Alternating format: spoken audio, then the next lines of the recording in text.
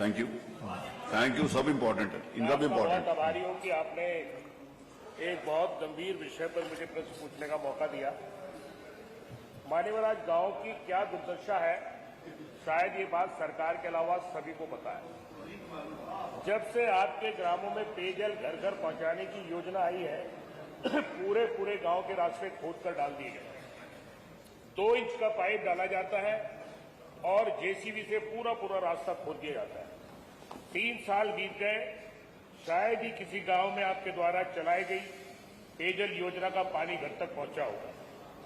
2-2 kilometre दूर टंकी बनाई जाती है। 2 इंच पाइप से कैसे पानी आता है, या मौके पर या भौतिक सत्यापन करके देख सकते हैं कि आज तक किसी गांव में भी ठीक से पानी नहीं पहुंच पाया।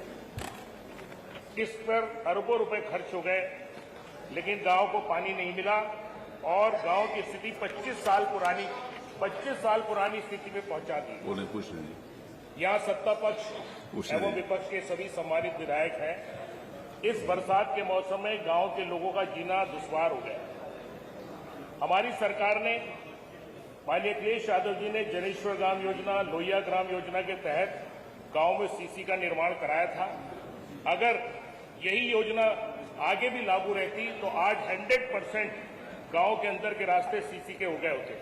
पर पता नहीं क्यों आपकी सरकार गांव वालों से इतनी नफरत करती है कि पीने का पानी तो दिया नहीं, चलने के रास्ते और खराब कर दिए। गांव को दी जाने वाली राशि में 30% तो आप काट कर जिला पंचायत और क्षेत्र पंचायत को दे देते हैं।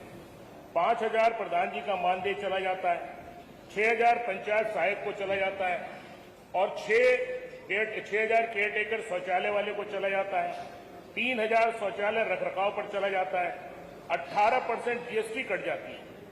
मान्यवर, लगभग 2 से 2,500 हजार की आबादी वाली पंचायत को लगभग 1 लाख महीना सरकार आपकी विकास के लिए देती है।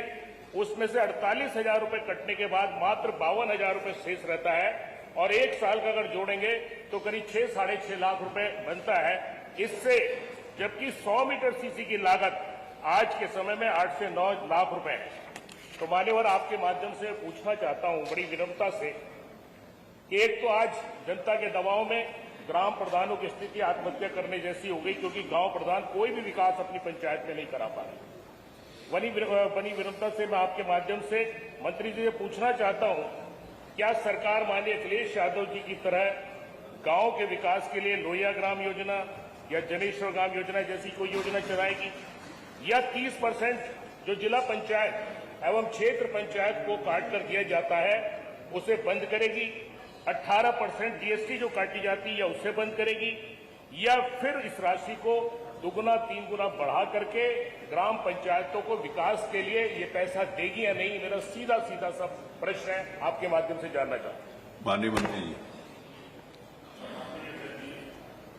जो माननीय सदस्य की जिज्ञासा रही है प्रश्न में, क्या पंचायती राज मंत्री बताने की कृपा करेंगे कि प्रदेश में बढ़ती महंगाई के दृष्टिगत ग्राम पंचायतों के विकास हेतु दी जा रही धनराशि को बढ़ाने पर सरकार विचार करेगी?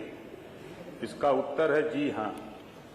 राज्य वित्त आयोग के अंतर्गत प्रदेश की ग्राम पंचायतों को वर्ष 2024-25 में धनराशि रुपया 6,720 करोड़ अवमुक्त किया गया है एवं वर्ष 2025-26 में धनराशि रुपया 7,560 करोड़ का प्रावधान किया गया है।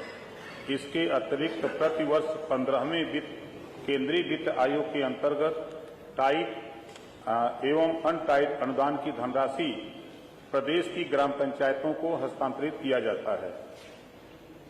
दूसरा आपका प्रश्न, यदि नहीं तो क्यों, प्रश्न ही नहीं उठता। क्या बात है। अगला प्रश्न लेते हैं श्री समरपाल सिंह जी। आपने पढ़ा नहीं था ये? आपने ये जो इन्होंने बोला पहले पढ़ा था कि नहीं पढ़ा था? तो आपने क्यों पूछा?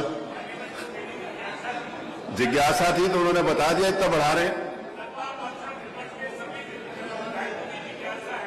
कि आप क्या ग्राम पंचायतों का विकास के लिए आप किस लिए सीरियस हैं, उसका विकास कराएंगे नहीं कराएंगे, उसको कितनी धनराशि देंगे, वो तो बता दिया ना। तो बताइए। वो देखिए आप, ये 7,560 करोड़ हो गया, पहले 6,720 करोड़ था। किसी अनुपूरक का जवाब माननीय मंत्री जी ने नहीं दिया। 840 करोड़ रुपया बढ़ा है। मान्यवर किसी अनुपूरक का जवाब नहीं दिया। मान्यवर मंत्री जी ने वहां फिर आकर आपका एक ही प्रश्न था कि बढ़ा रहे हैं कि नहीं बढ़ा रहे, उन्होंने बता दिया बढ़ा रहे हैं। प्रश्न संख्या 4 श्री समर पास। सवाल माननीय अध्यक्ष जी, आपने बोलने का मौका दिया। बोलने का नहीं, पूछने का।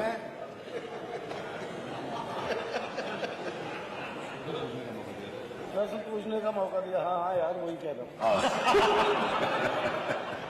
अभी बेसिक शिक्षा मंत्री जी से मैंने पूछा था कि बताएंगे कि शिक्षा मित्रों का मानदेय बढ़ाने का सरकार का कोई विचार है या नहीं। इन्होंने नहीं में उत्तर दिया। मान्यवर, इतनी महंगाई